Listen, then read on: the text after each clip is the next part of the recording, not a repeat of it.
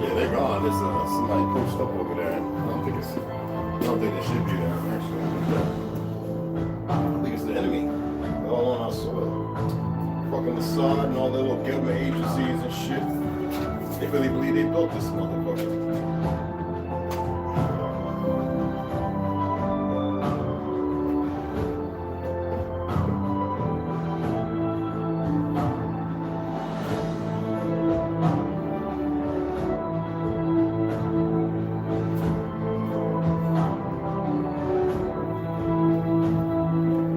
What's up, Papa?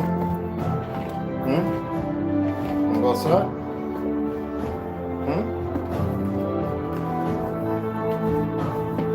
Go outside?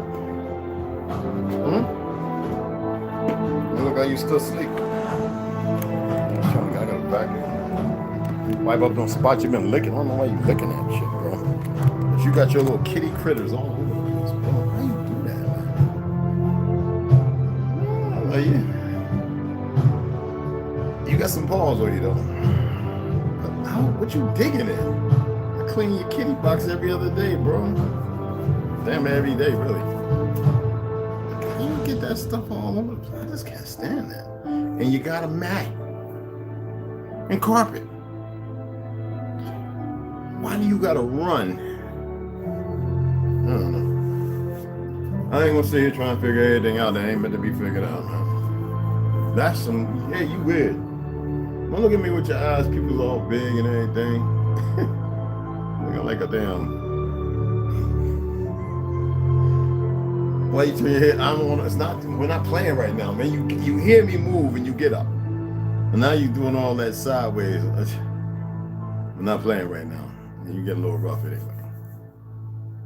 Let me drink some of this water. I feel like it was cramping a little bit. I don't know why. It's the body's way of rejecting shit, I guess.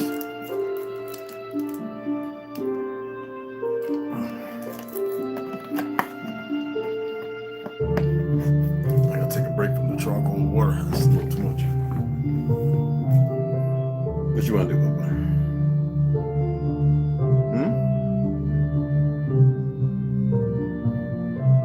You make me tired looking like.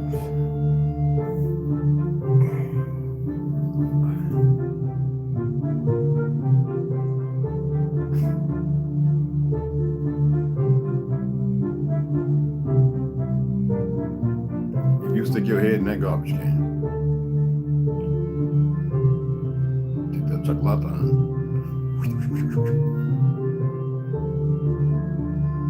Okay. Round up. What's up? Oh, what's happening? What's happening? You know when you come in and hit that light. What's going on? What's going on? Let's go wait and see if some more people show up.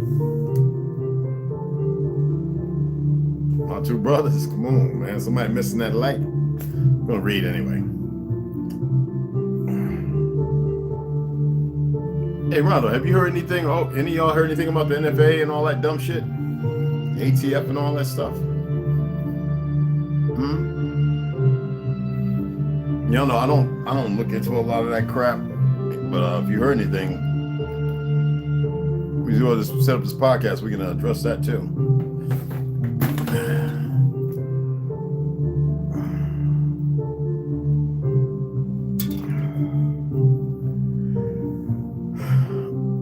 The Brace band got smacked down. That's what I heard. Oh, you're still in here? Did you hit the like button, bro? I need y'all to hit the like. Ron, I know you hit it. Oh, did you hit the like? Hit the like button, man. Come on, I shouldn't have to ask. It's late time? Yeah, it's right time. I want to go to the post office and check to see if the book came in. If it did, it'd be wonderful, but I also want to make sure that I want to see who's working tomorrow, because sometimes they come in even though they don't open, and see if they can make, put the book, if it comes in, put it in the box, that way I can grab it instead of giving me a yellow slip. You know what I mean?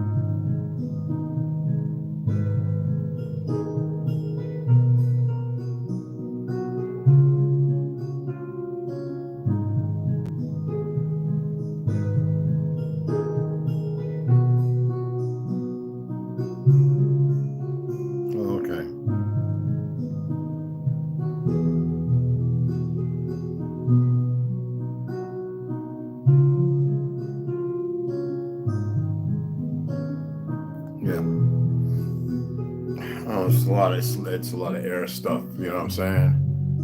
No, I'm saying hit the like button now. Y'all up in here. I got 1 like.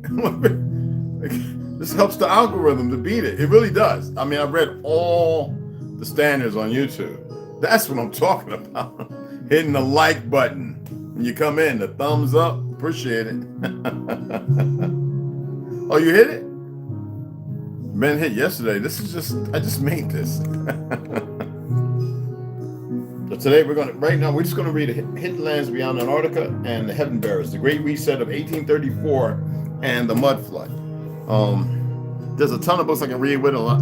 Some of y'all have seen some of the books. I've got plenty of books on Tartary, which is real. It's a real thing. And when I stated based on the knowledge I have that it was 5 countries within the Republic. And we all stayed to ourselves, but we all worked amongst each other as family. Were there boundaries? I don't believe the word boundary existed as far as with people. I just believe that there were certain things that we knew then that we don't know now, that we just didn't cross because there was no realization or no rationality to cross those boundaries. Everything was fine as it was. You know, when I'm always speaking about order, what is order? Well, order you can't explain. Order is, disorder you can throw all kind of loops at. Order, it's self-explanatory. It's established. And these so-called Zionists who are above the Hasidics and the ones who they kind of created, regardless of the number, they're very vile, wicked people. And as you see, I don't know, did I put the post up showing every position that they are in over the military and government? How do you think they got there? Because they're not really qualified. They're warmongers. They're warlike. You see what I'm saying? And they're detestable. And it is what it is. And they're not Shemitic. We've already cleared that air. They're sick disease. And there are those in there who have been groomed to believe that they are Israel and all that other stuff. But when you learn the true history of the land to which they claim, they're a lie. And if you study the Torah, the Bible, and all that stuff, that's what your go-to is. They're not supposed to have no land. And for them to reign in and think that they're going to come to somebody's land and profess this and claim that and then destroy. What if, as I stated before, we were everywhere? Why wouldn't we be? Then the fraction and the breaking by those who we were respected because we had. How's that old saying go? We had no home, for home was where we made it. But yet, when you think about the term home, isn't all this our home? Matters not where we originate from, but isn't this all our home? Who were the first ones to create the monopoly on the food industry, to take our land? In 1942, 42 million acres of land alone. How did they accomplish it? By death. Merchants of death. Even though we fought back and we killed many, I'm just saying. But it was the bank and the false policing, to which never had any jurisdiction over us. I still think about my great grandmother, Bettina Lee, talking about I ain't no goddamn. She used to tell people in her 70s and 80s, I ain't no goddamn citizen. I look like, she said, do I look like a clock on a watch that needs winding up? I used to never really pay it no mind. But now I understand. My grandmother retired as a nurse at 82 years old. She started as a candy stripe. Trade meaning to protect and to assist and save lives. That was misused by the very same people. Go look up the heads of the Tuskegee experiment. I shared the name a handful of videos ago who created the Ku Klux Klan, how they infiltrated and why there were still Negroes in it. Most people have a hard time dealing with the reality of that. There's a reason why I say white supremacists are the dumbest people walking the face of the earth, just as much as anybody who's sadistic and want to murder one another. You know what I'm saying? But I also want to wait for people to come in because I know that they're not notifying people because of what I'm posting, what I'm saying. So it shows you how lethargic they are. And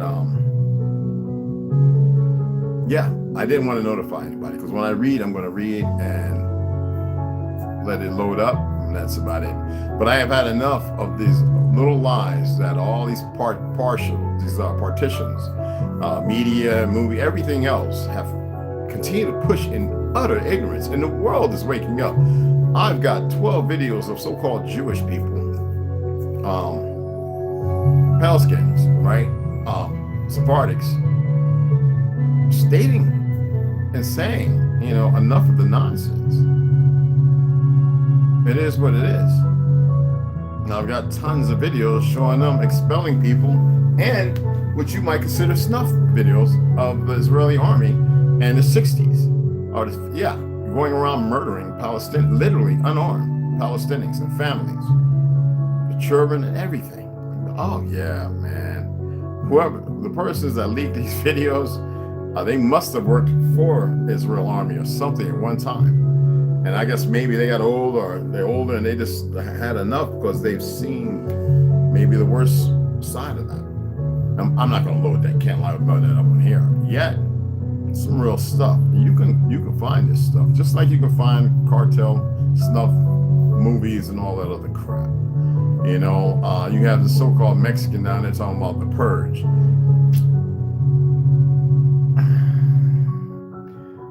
They are very unaware of the weapons we don't care about the gangbangers and all that crap. A lot of them are changing up too. They're very unaware, really, of a lot of the things that we have. And those who stand in solidarity with us. It wouldn't be a good thing. We don't care about what these little agencies, government, we don't care what they're saying. We never really did. Some of us played along, but now the issue is what happens. I mean, really happens when some of them realize that they are a pawn as well, because that's going to happen. And then they're going to seek a place of comfort or, suicide, whatever it may be. It's no way out of it. And some of them feel like, I've betrayed my fellow Americans, or I've been groomed to portray a certain role. And those individuals are going to be like, we want nothing to do with you. And I guess they didn't really study up on Leningrad and Stalin and, even Hitler. I guess they didn't study up even on Pol Pot and numerous others. Fidel Castro.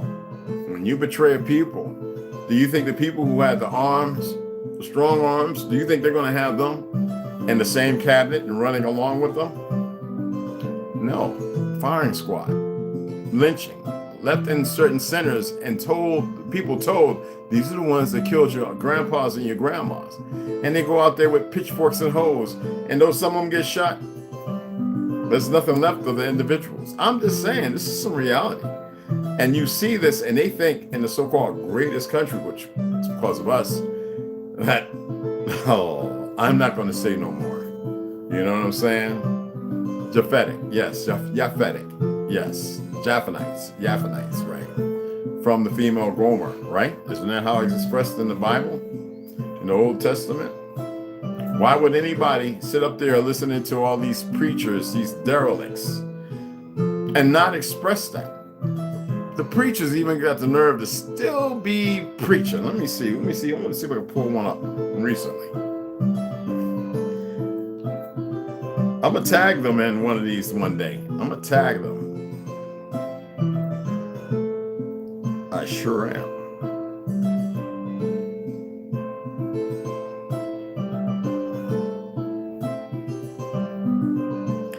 He has 2.66 million subscribers, TD Jakes.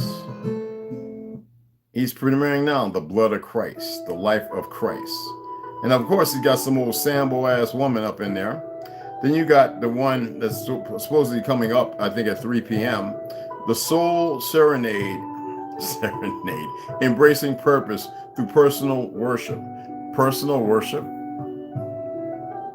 How about people acquiescing themselves and giving thanks to themselves while connecting and reconnecting to the earth? You think about the black jaguar spotted, the black cat, which is a symbol of who we are. When you think about the Black Panther, Wakanda, who made the black cat offish, Halloweenish, cultish, and made it a bad thing? Right? The Vatican? Who was the Pope at the time? Have you looked into his bio to see his origin and history? The fact that they lie when they assert people in certain places? Just like Pope Francis is an Ashkenaz. The head of the Portuguese are all Ashkenaz. You think I'm faking this?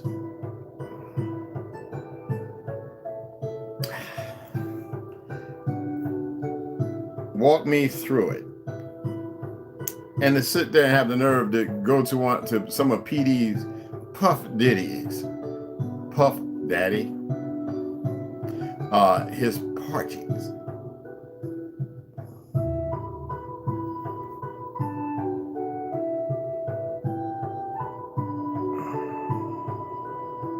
Serving God over mammon. Do y'all know what mammon really means?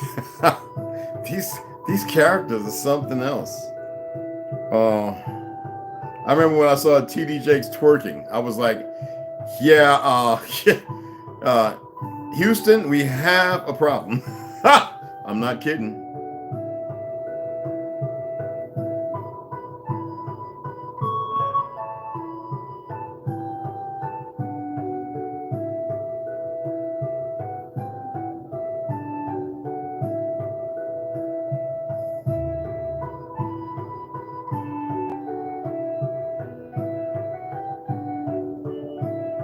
Wait for a few more people to come in.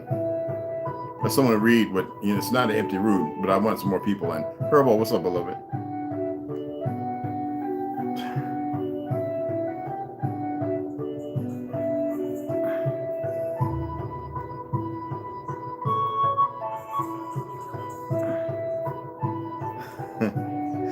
Actually, I just pulled up something off of it, and this is him with Puff Daddy at the partying. Earrings, all that, not saying nothing, but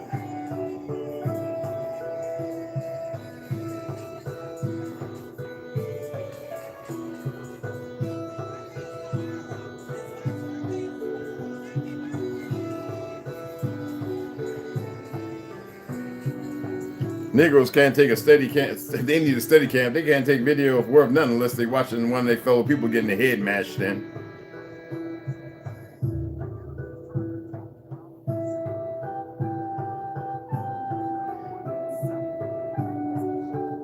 What do you think? I want to ask you this. What do you think is making a man's stomach protrude like that? Now, did I share the video? Or maybe I shared it to certain platforms of a certain tribe in Ethiopia that drinks tons of milk and the blood as well. Because the women, it's supposed to be beautiful. Like the Maasai with the smiling and stuff, or the jumping, not the Maasai. One does the other. Anyway, what tribe is that, and their bellies get extended.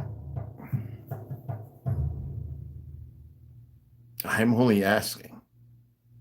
What they didn't tell you during the starving times, a lot of those people's babies over there were being fed raw because they were so hungry. Raw meat, and their bellies got distended, okay? And drinking powdered milk from UNESCO or this government, this fake government, that wasn't really all that healthy or beneficial for the children. But that's a whole nother dynamic. Then we start getting into the urine cleanse, all these cult things that were picked up because of the people felt good and misguided misinterpretations of what was supposed to be done, and yet people rely on these things. However that may be, because we don't live in those particular parts.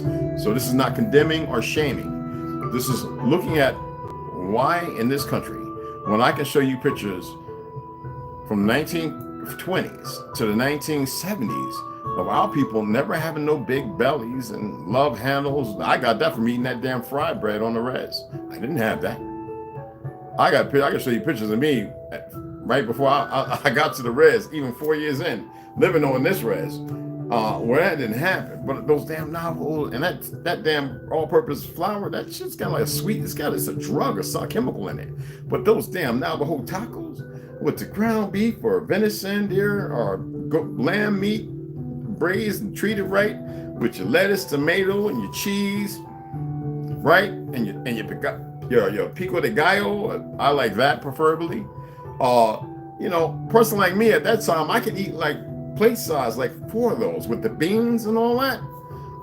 Even though I made mine with not just pinto but black beans, I would sit down and literally, instead of just eating one and partial myself away from the table, I would literally sit there and eat 4, sometimes 5, and then snack on the bread because it's so good. It's like hoe cake, you know what I'm saying? Which is the origin of it, or flat hot water cornbread, which would have been better. I wouldn't have, you know, had that all-purpose, general purpose. I didn't even know what kind of flour they were making with, because when we were growing up, we used more of a buckwheat semolina type, which didn't have that caustic effect, you know, down south.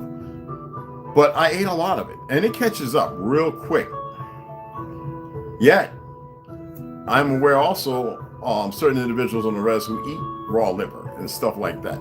And though they big as all houses, how their bellies get. And certain hormones that do a lot of whole weird stuff, you know, getting pumped up. Not to be degrading them, but there's something going on that shouldn't be happening. You know what I'm saying? And I mean that. The novel talk was good. I like it with less filling, though. It was falling apart. Yeah, but you know what? When we made some good stuff, man. Yo, you picked that mug up. Even the Navajo burritos and the Navajo burger, which was my favorite, because at least I knew the beef that we would slaughter. This never happened again for me. We would slaughter and then grind the meat up with seasons, because most times they just want the meat on the fire, no seasoning. But that ground beef, they have no slime, they have no additives and all that crap in it. It was phenomenal. All right, you hear me? But that was then. I don't eat that crap now. You know, very destructive it is,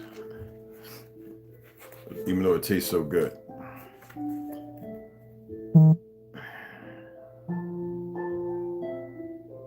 Okay, we're going to be getting into chapter 15. Okay. Yes, let me go.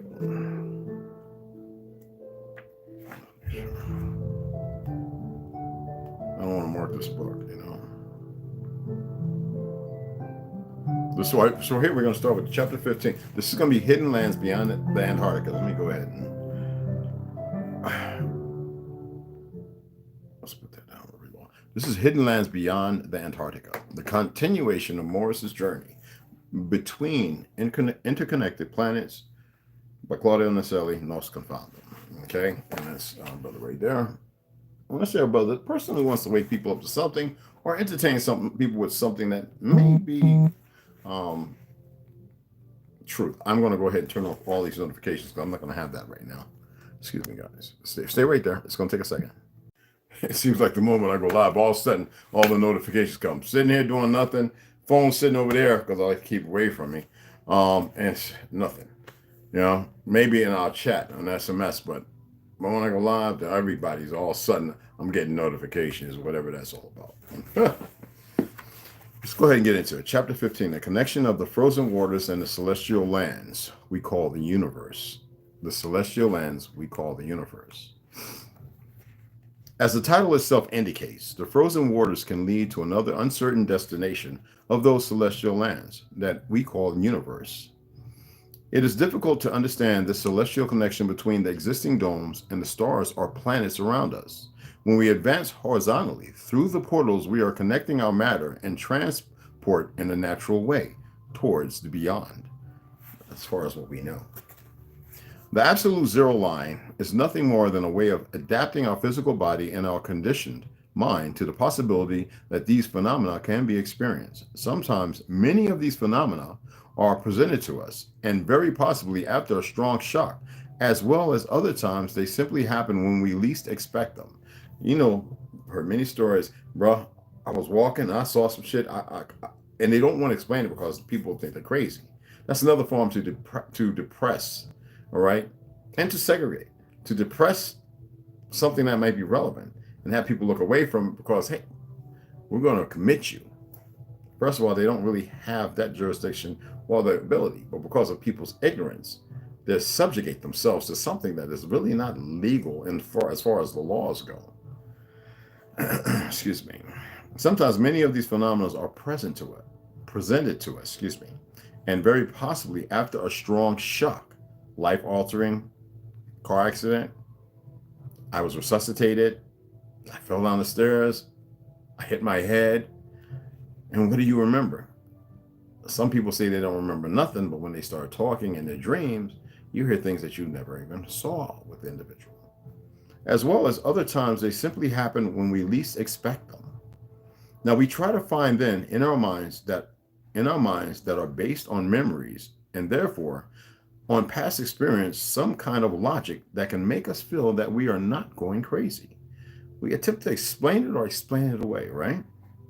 But many times it happens that along the time we forget, or kids back, even our own mind sends us messages that none of that really happened until we forget that event in a graduated way in order to continue with our daily robotic lives based on simple biological functions and competition among the same beings that this new humanity seems to lead in a frenetic way. Like all these wars. The media, everything keeps painting this picture as if not to get into this crap, and they're calling it a war. Pay attention, all right? Because they're sick. They keep painting these Ashkenazis as if they're the good guys. It's sad any children and young adults have to grow up and nurtured in that lie to keep it going. And then they paint the Palestinians on their ancestral soil who have been done wrong for so long as if they're nobody, as if they're not even man or woman, as if they're not in existence, as if they're some beast of Bastion. Didn't they call us savages? Yet we know who the savages were, right? Think about it. During the transit across the line of absolute zero, we can experience the most sinister terrors as well as the most angelic songs that we have never heard before. The voices or images of those friends or relatives who are no longer with us, or the inner demons that will visit us before crashing into the first dome. A shock of absolute reality towards the logic that we try to manage. A direct blow, I mean, that's like being a rigger on an oil rig, right?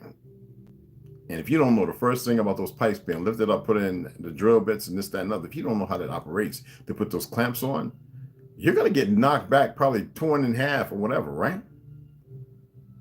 How can you manage something you don't know how to deal with?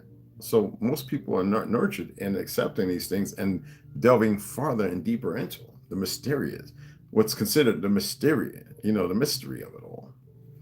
A direct blow to the part of our mind that tries to control and pigeonhole everything. Again, the logic that we try to manage is a direct blow to the part of our mind that tries to control and pigeonhole everything.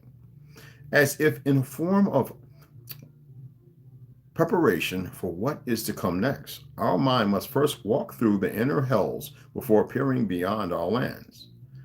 It is possible that this change is hardly noticeable if you have previously been able to break those chains that bond you to your past, the fear, not total recall, or it could be.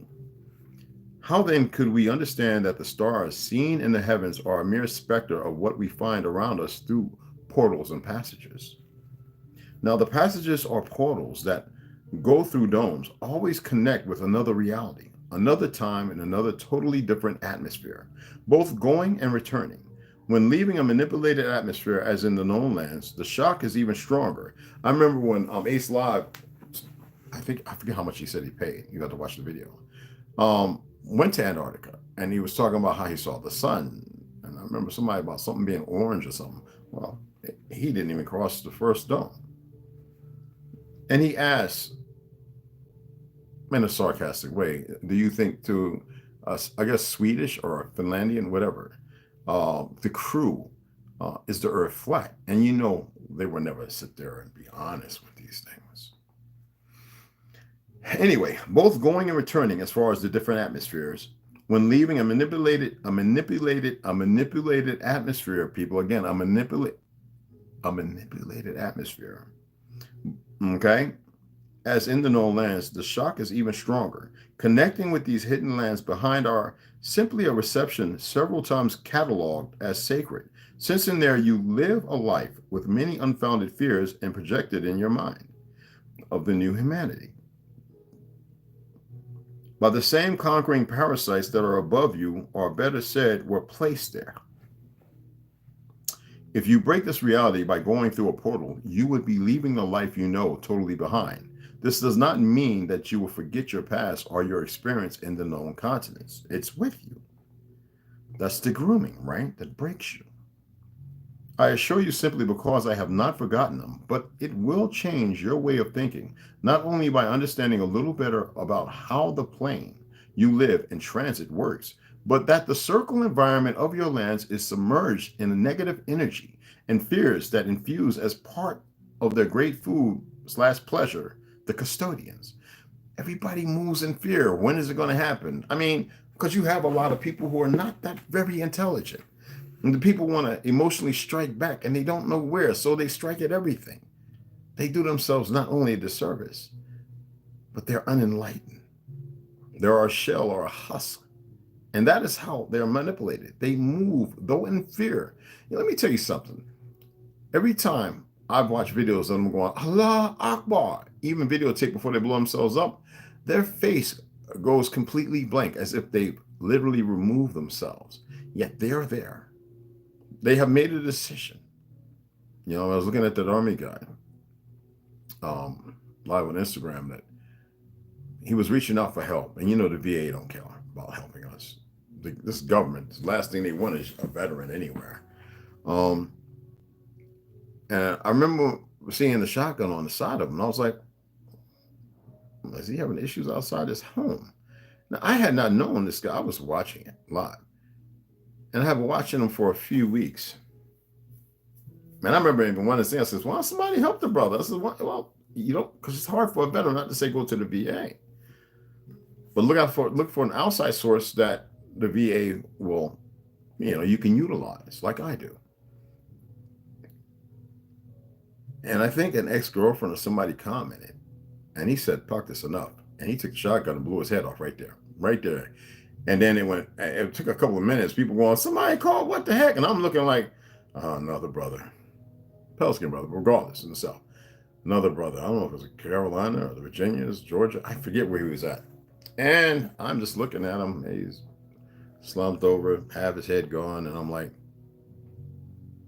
I don't know how many times I've seen that, but you always wonder, what can you say?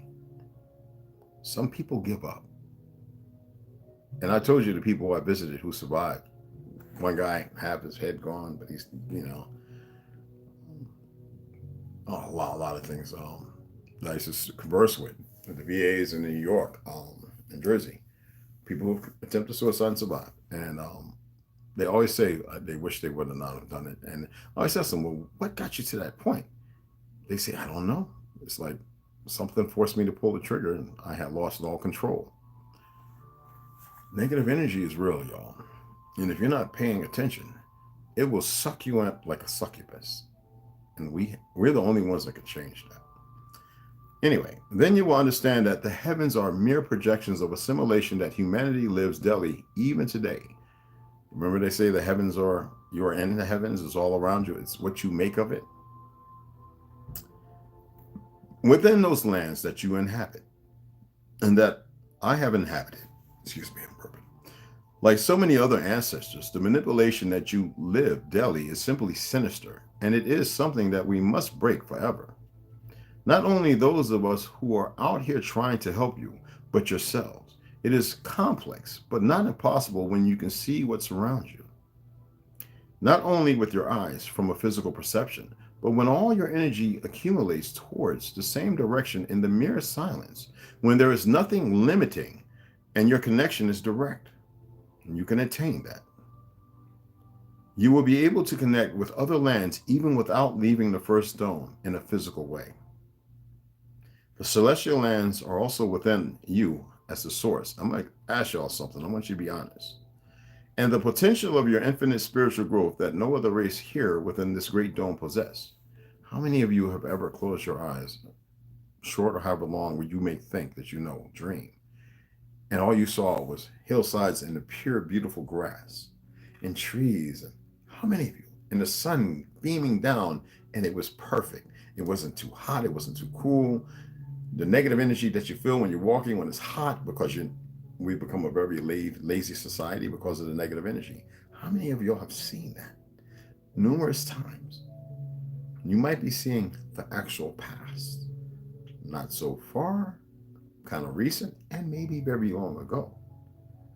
And it doesn't necessarily mean that you see it on this land. How many of you have been flying? And you realize that there are birds and you're not a bird. And then all of a sudden it gets discombobulated because you bring in power lines and planes flying overhead. And then I'm being dead serious. How many of you paid attention if you were in a vehicle of some sort? I'm only asking because it negates negativity as well as positivity. How many of you seek those dreams? How many of you all have been in a different world where you're in a home or an apartment, per se? So you can relate. And you're looking out these big windows and you're up and you see all these grand buildings that look nothing like today. And the family of your youngling.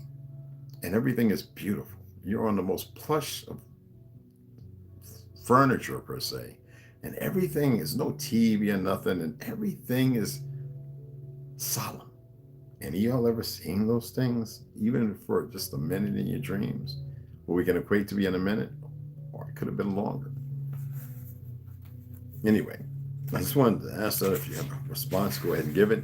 And that's the end of that chapter. And next we'll begin into chapter 16. A strange vessel approaches the shores of ancestral lands. This is dealing with Helen Morris as far as the story of the navigator's daughter, and I guess Mr. Morris himself, which we will get into tomorrow.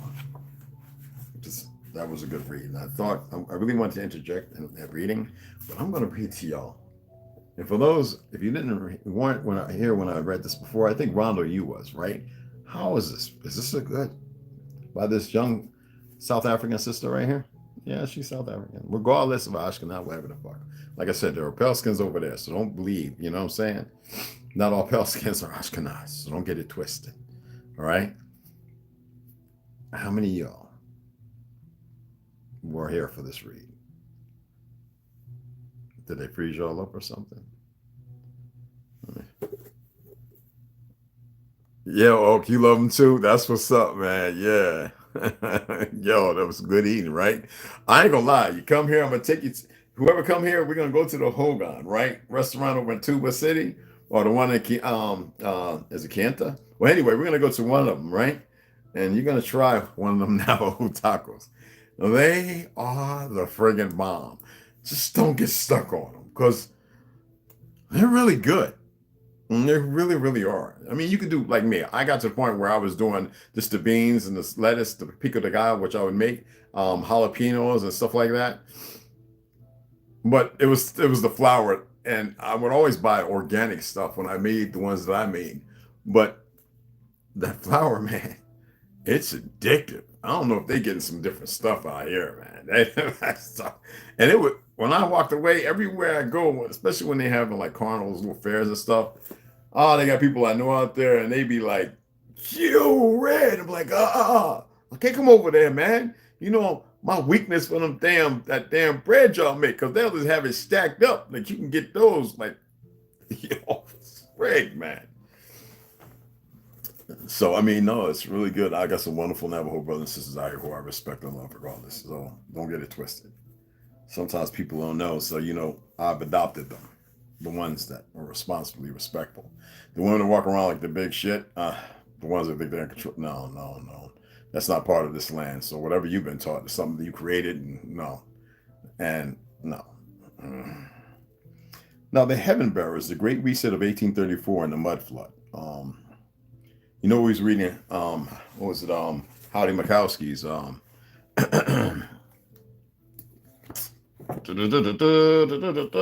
not the Custodians.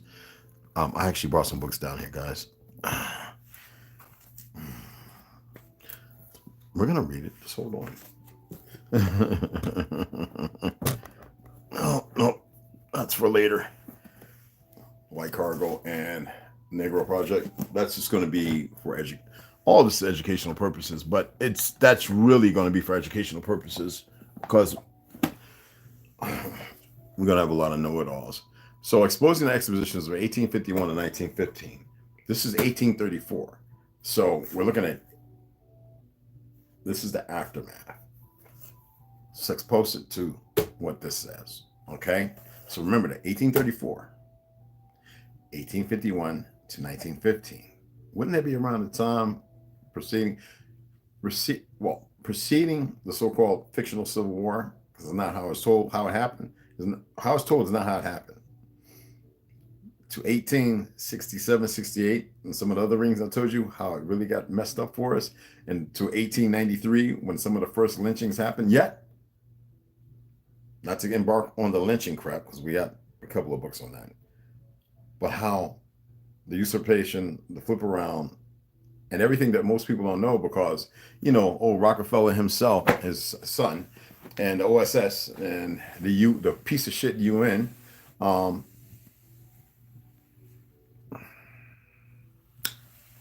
believe they could own this land. And a number of other things. I think y'all know more than enough. I don't have to go through that. 128 gigabytes. They still trying to sell me a phone, these retarded bastards. So let's go ahead and get into it. This is Janine Helene is a lawyer and author living on the tall Midlands in South Africa. She has a passion for storytelling and adventure. So when you tell stories like this, you have to keep it dynamic to white infrastructure, superiority bullshit, and the great empire of Tartary, which spans the entire earth. Hear me again, she states, spans the entire earth. There are no wars, there is no poverty, no pain, and zero suffering. Everyone is equal. There is one language, one people, and no religion. Facts. It is 1834. How many of y'all been studying languages and come to learn that a lot of these languages you hear and spoke were created in the friggin' 1800s or 1900s? Like, for real. I'm dead ass serious. I told y'all Yiddish, which is not Semitic at all. Up to 1930, what? Like, come on, people. Anyway, it is 1834. The sky suddenly turns dark and snow starts to fall. A crack appears in the firmament, and 7 hissing creatures appear in the sky. The Tartarians are terrified. They have never experienced snow and are wondering what is happening. The sand begins to lift up from the ground and rain falls down, mixing with the sand and creating a mud flood. A wave of mud covers the earth, leaving more than 3/4 of all life forms dead. In the meantime, the heaven bearers have taken over the earth and murder all who oppose them. Bonnie is a shy girl living in a foundling, Cabbage Patch Children and all that, foundling. Go look up the newspapers and all that. Foundling homes. Look it up. And on this soil, who were the big mamas who took in these foundlings, even breastfeeding them? I believe some of them were part of this land. That's just me. Okay? She has just turned 18 years old and is set to marry Malcolm, a mean Phoenician man. Her duty is to get pregnant and produce a human, a new race of slaves that will serve the heaven bearers. Now, Bonnie, however, soon realizes that she is no ordinary Tartarian girl, and she is not prepared to further this sick goal of creating a race of slaves. She decides to fight and take back what is rightly hers, only to learn that she isn't who she thinks she is, and about what she has done. Let's get right into it.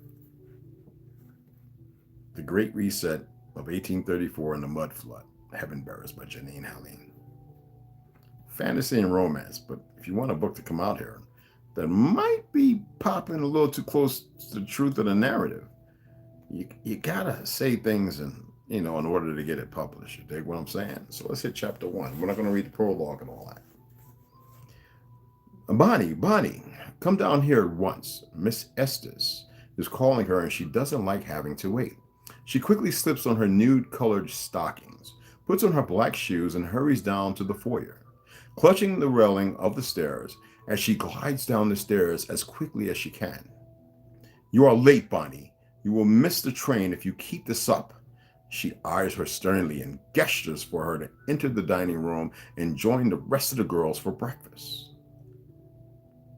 Listen up, everyone. She glares at the dozen girls in the corner of the dining room. Her face is stern and her voice is cold, with a touch of sadness in it. She swallows hard and clutches her hands that she is holding out in front of her. We have just 15 minutes and then we need to leave. She looks over at Mary, who is sneaking into the room, and scoffs at her.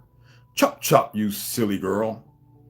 It is 1851, and the next group of girls have just reached majority age, and it is time for them to be introduced into society and given to their new husbands. So they've been taught, they've been nurtured in whatever lie it is meant for them to live and to produce offspring.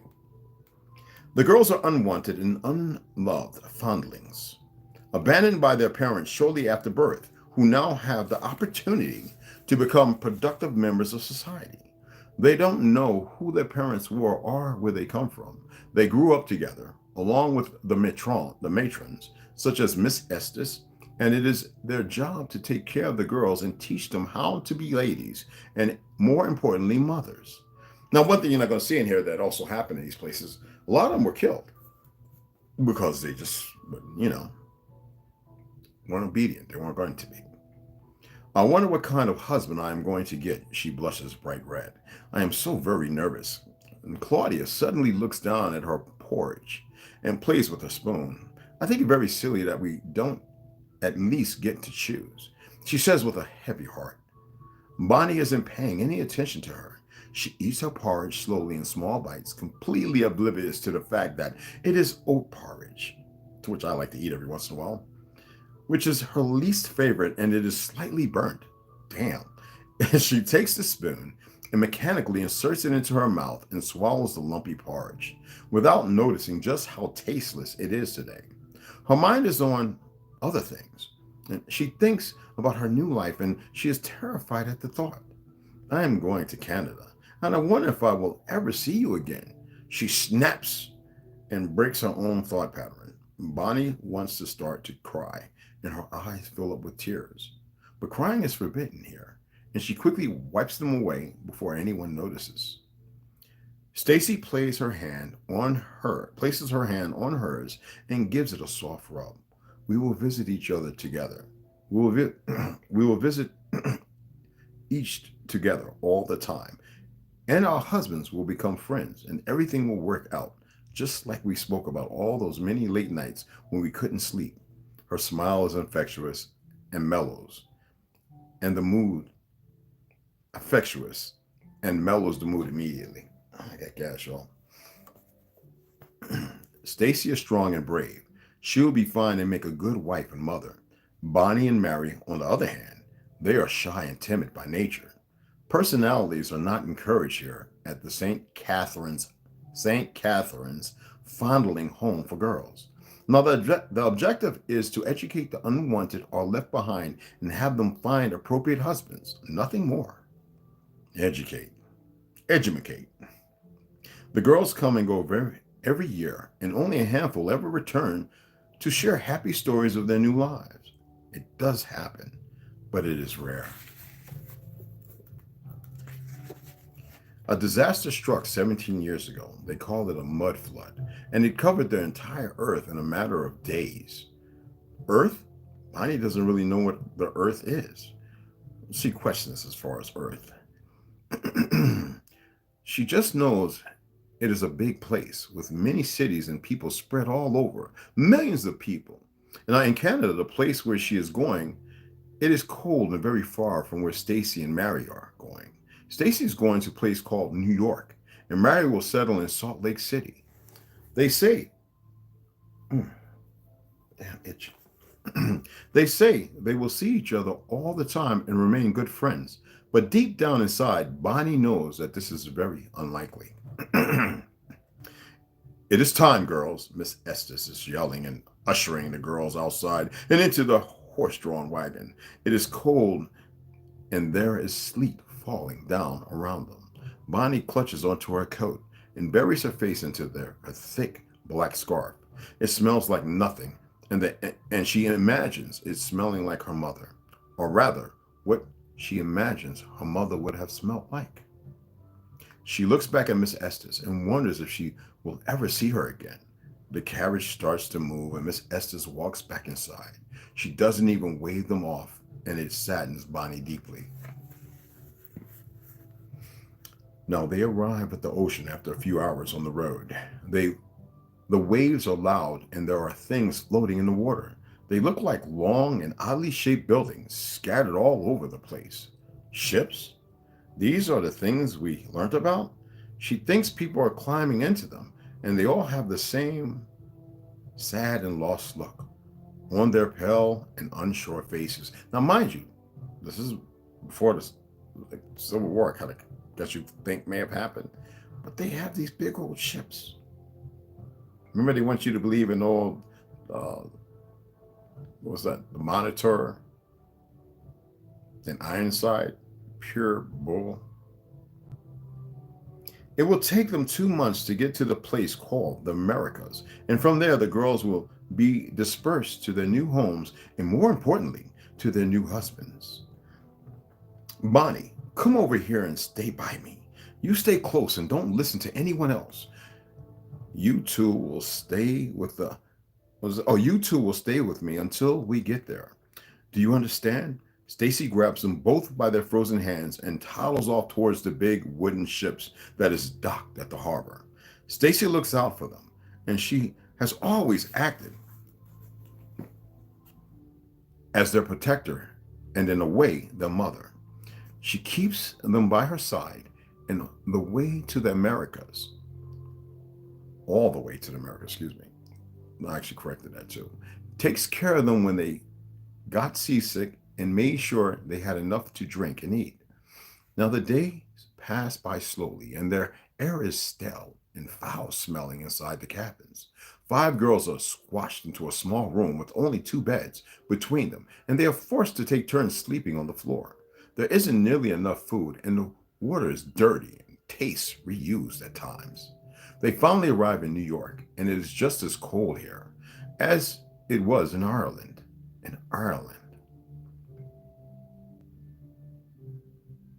Bonnie stands near the deck and takes a peek outside, and her weary eyes fixate on this huge metallic looking structure standing in the middle of the water. It is of a lady. She is painted gold, and she is wearing some sort of band around her head with spikes coming out of it. In her one hand, she is holding a flame, and in the other is a metal staff.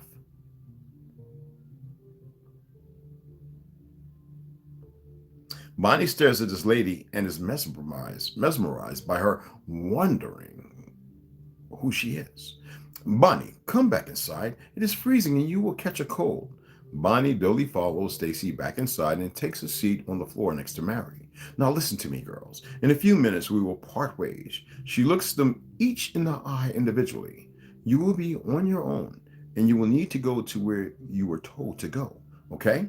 She looks at Mary and can see she isn't listening properly. She is too nervous. If you are unsure, you must just ask someone to help you. They will know where you need to go. And so she takes an excited breath and fixes her hair. Always remember to put on a pretty smile and say thank you, she says as her eyes glow with excitement for her new life. The girls stay seated for a while, and when they hear the horn honk, they slowly get up and stand in line waiting for the ship to dock. Each girl has a standard, small and compact wooden suitcase clutched in their sweaty and nervous hands. Inside is an extra outfit and a piece of soap. This is all they own and their entire identity.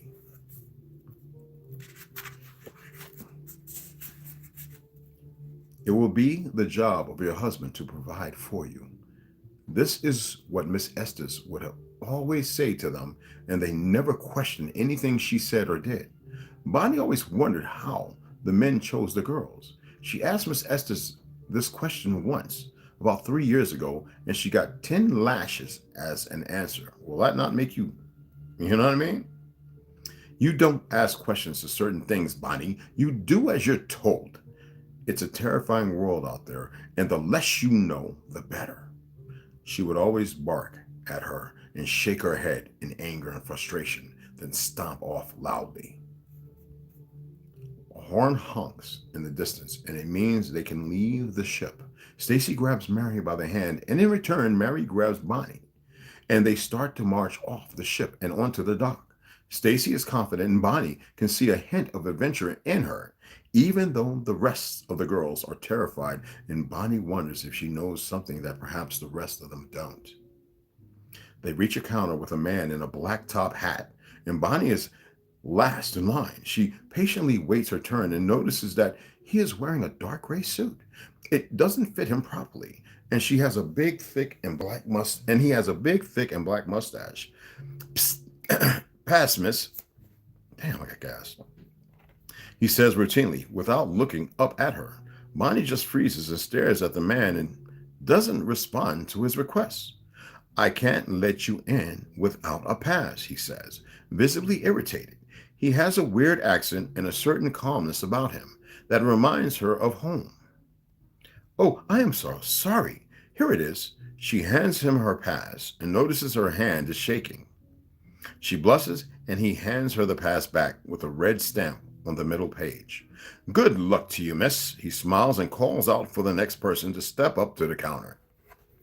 She returns a nervous yet sincere smile and quickly picks up her suitcase and follows the crowd in front of her. She looks around for Stacy and Mary, but she can't see them anywhere.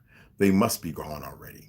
That was quick, and she wonders why they didn't wait for her. Processing, bro, it don't work that way, right? There are many people in New York, and she has never before seen so many people in one place. Her eyes suddenly wander to her surroundings, and she realizes she is in a massive structure.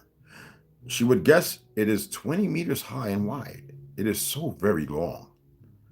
What is this place? She mutters while her mouth hangs open in awe of what her eyes are permitted to witness. Out of the way! A nervous-looking girl bumps into her and scurries on ahead.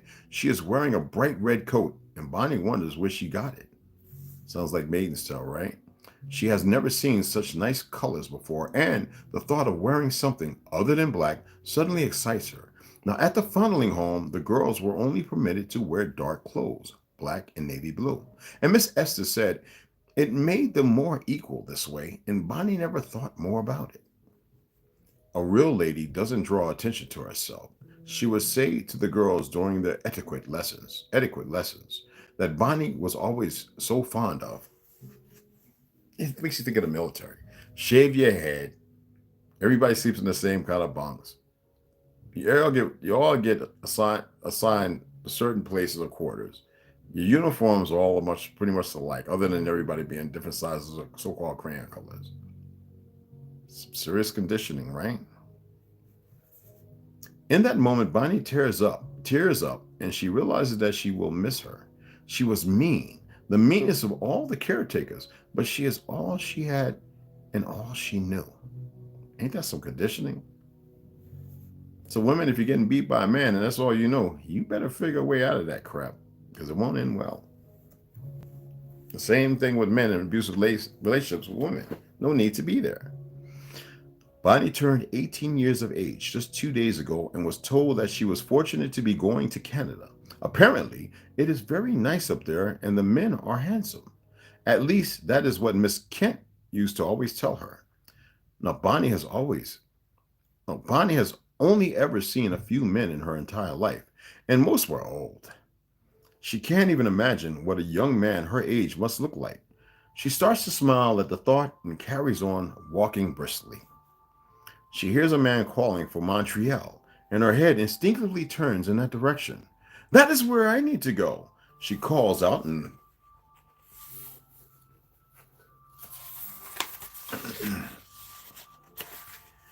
pushes through the crowd to reach him. I need to go to Montreal, Canada. Please and thank you. She hands him her ticket, and he lets her climb onto the train. This train is much bigger than the one she took back home, and the seats are pretty. Blue and gray fabric covering them. She walks inside and finds an empty seat and sits down gently. completely unsure of herself.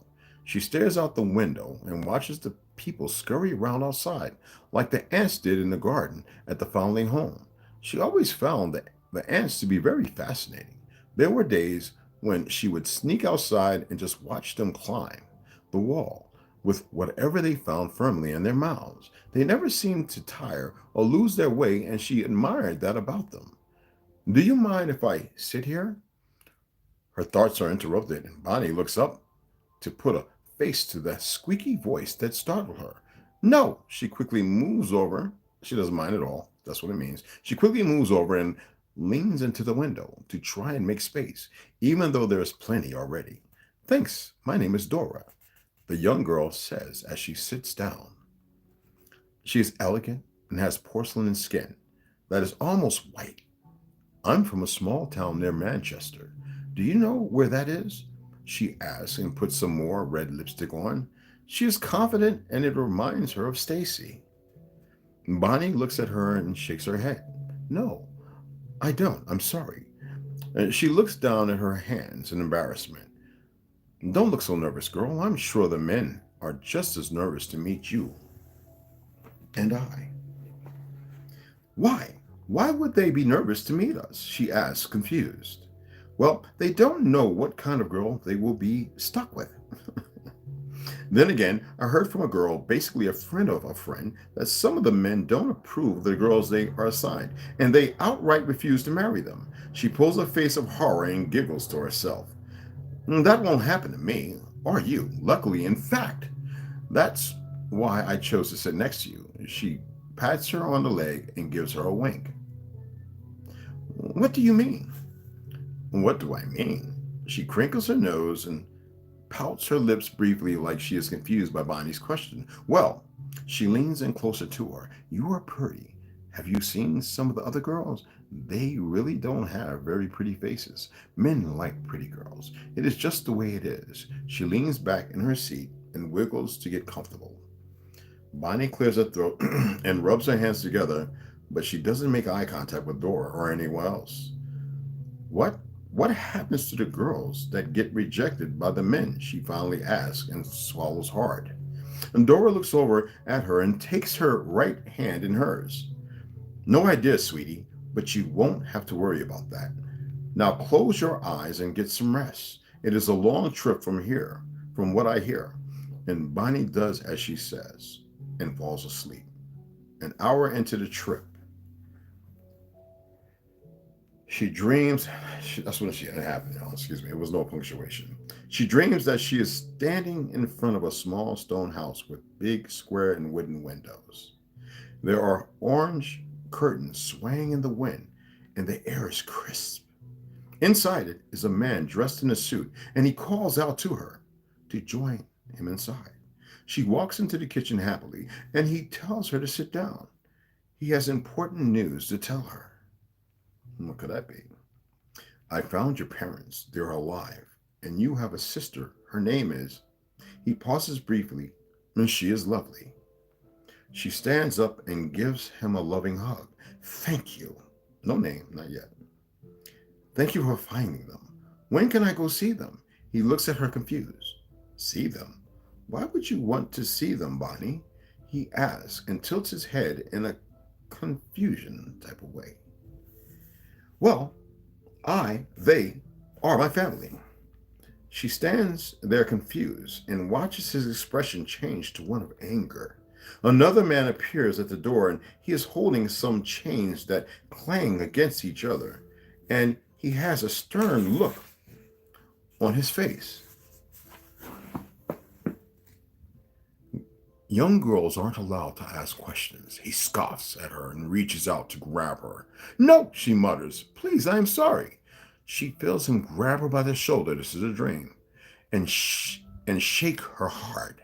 Wake up, sweetie. It is all just a dream. We are almost there, says that squeaky voice, which is familiar to her now.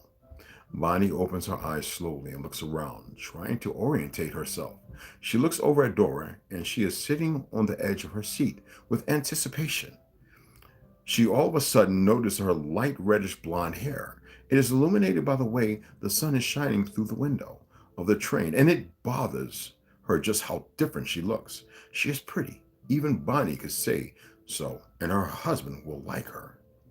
Will my husband like me? She wonders. Now the train finally stops, and she climbs out, looking around her, and watches all the people hurry to their destinations.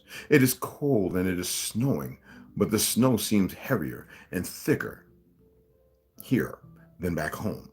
There is chatter and giggling, and it makes her look towards the left of where she is standing, and she notices a massive building, and it completely takes her breath away. She has never seen something this big before, and she wonders who could have built it. It is made of a red looking stone or brick. Brick City, Newark, New Jersey. Brownstones in New York. They couldn't wait to destroy those and resurface some of these peckerwoods, right? It has a green roof with many pointed edges, and she notices these odd long metal poles and interesting looking ornaments all over the roof of this building. As she gets closer, she sees a small golden sign that has Chateau Frontenac written on it, and she wonders what that means and walks inside. She pauses at the door and traces the detail of the stone statue that is right, excuse me, in front of her with her eyes, and can't help but feel it doesn't belong there, but rather somewhere outside, in the town square perhaps. She thinks the man is holding a metal pole of some kind, and it has 14 little knobs on it. She wonders who he is and what the pole is for. He is tall and looks like a warrior.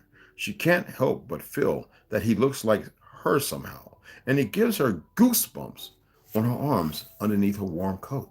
She shakes them off quickly, the goosebumps, mind you, and walks past the statue, admiring everything around her.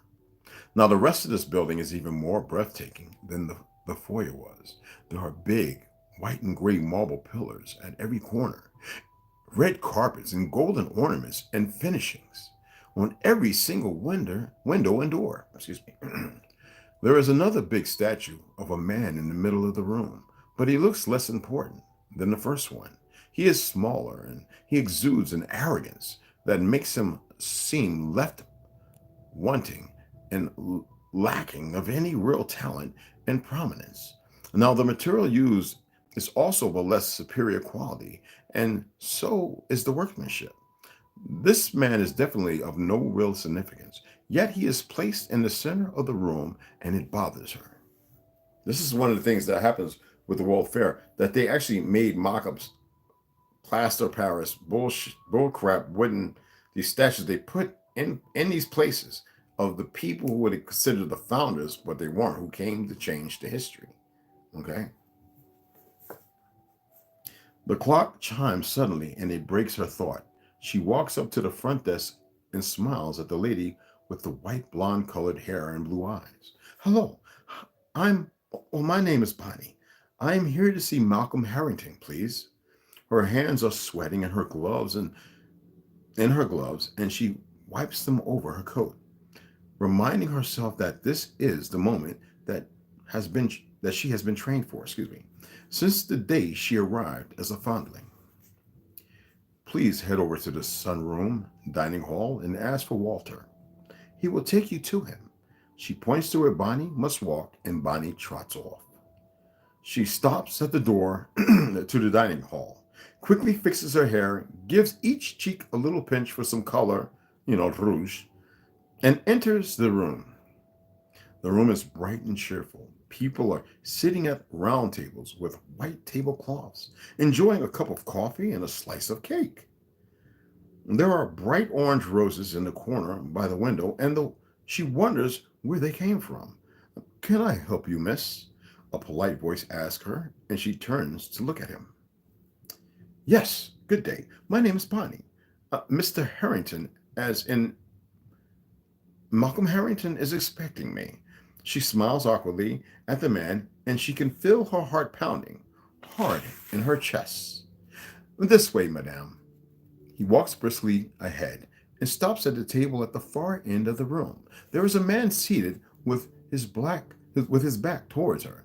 He is reading a book and sipping on a small cup of coffee. The aroma is strong and it fills her nose as she walks up to him.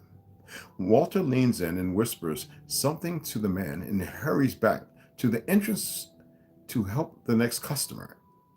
The man gets up and faces her with a warm smile. He pauses and gives her a surprised look, then stretches out his hand to greet her. "It is nice to finally meet you, Bonnie," he says, and his eyes glisten a soft blue. She takes his hand in hers. They are big and warm, and she is suddenly much calmer. "Please, take a seat. Can I order you something? Are you hungry?" he asks politely. Bonnie nods. She is very hungry. He orders her a slice of apple pie and a cup of coffee. He watches her eat and doesn't say a single word. He just watches her. And we'll pick it up from there tomorrow. Yeah, I'm going to read quite a bit of this because for those who paid attention to me reading this last year, they know that this gets real groovy. I mean, what you're reading right now is the preamble. And when we get to the middle of the book, holy smack. Not even that far. You're here in the next handful of chapters. But then when we get past the halfway mark of this book, and it's going to go quick because I like to read a lot of it, you're going to be like, for those who never read it, okay, I have to put another, I have bullet point marking, so I'm putting another one where I last left off. As you can see right here, when I'm reading it as I read before, so that was the first time where I stopped. So I stopped there again, and we'll read to the next part, which is right around, it's a good little read. See right here? And I'll mark it the same way with an arrow.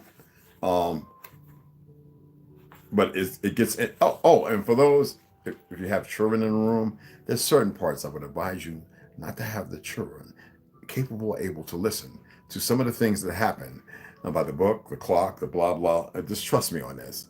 This is very adult, like rated R and above. Okay? I'm serious. Rondo, you can attest to that. You remember those parts? I was like, I even had a hard time reading them. I was like, oh, I can read them. And I was like, I hope nobody's sitting there listening with it. Because some people would actually sit there with their mom or their grandpa or whatever, and they just wanted to listen. I appreciate them more than anything. So we'll come back to page 30 and we'll pick it up from there. It's a really good read, and I hope you guys really, really enjoy it. This is right, this is the preamble. This is getting you accustomed to who she is, what happened pre-dawn, right? Where she heads to, and the fact that she's in Canada. It's the Americas, because we want to use that term America. But it really, really gets good. I appreciate you guys taking the time to listen. I know the notifications aren't a big thing, but I appreciate the likes, the comments. It does help beat their algorithm, which I don't even really grasp. I hear people say that, so I see it in lieu. I guess you could say a form of conditioning, but yet I believe it may be possible. And then I'm gonna set up a podcast. If I don't do the podcast tonight because it's Friday, it will definitely be for tomorrow, because I actually want to set it up, put it there, and save it, and then be able to continue to read and stuff like that.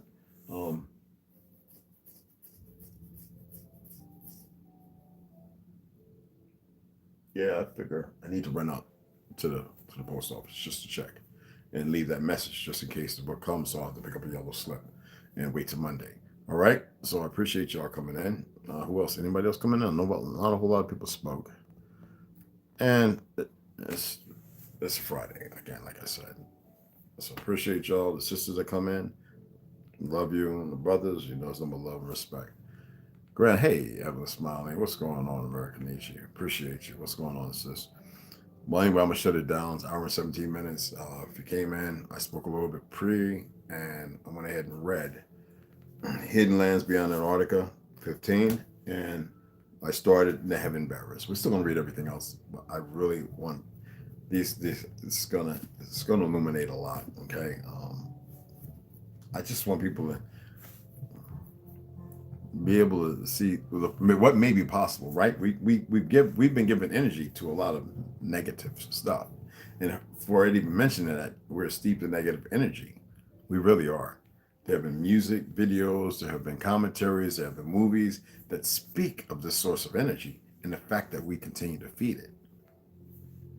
We must free ourselves from it. You know what I'm saying? Hey, no show all the Mississippi and River World. What's going on? Salute.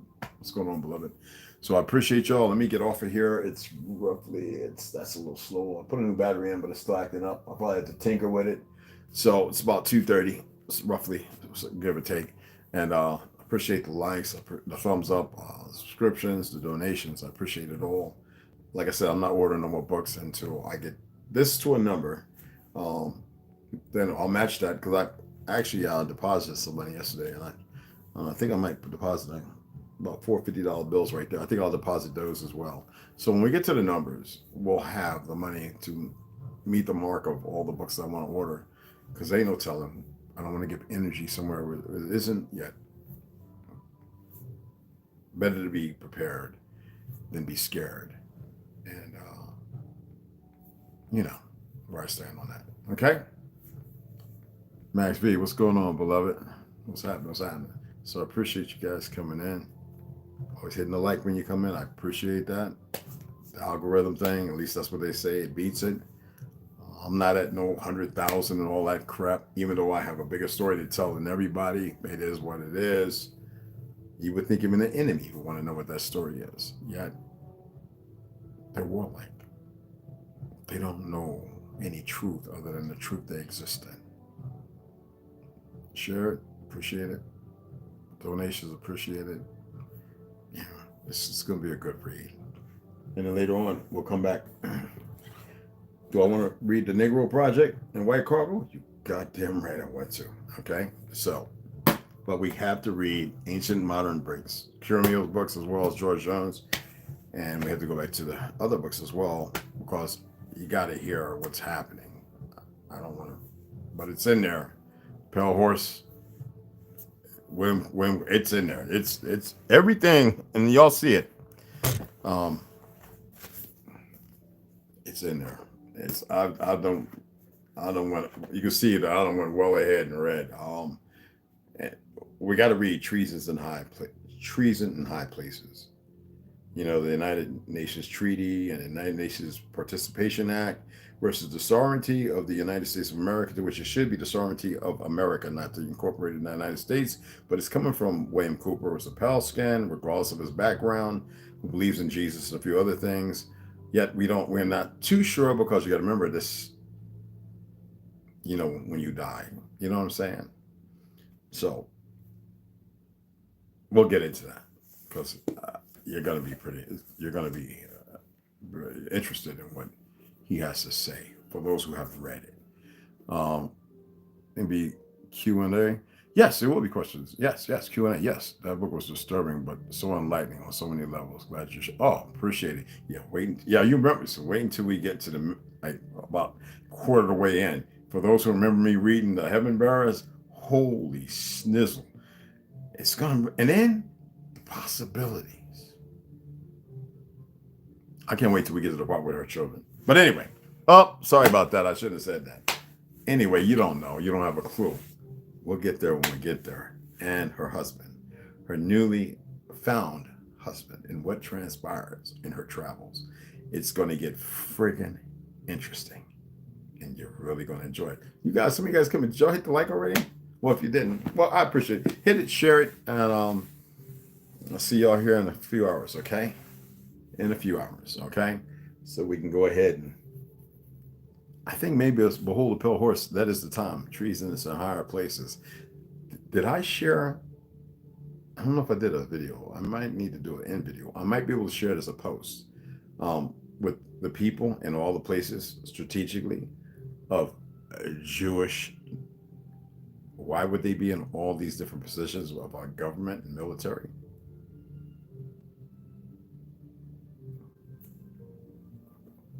Like I said, it's not us against the world. It's these bastards fooling the world. See y'all here in a few hours. Appreciate you guys.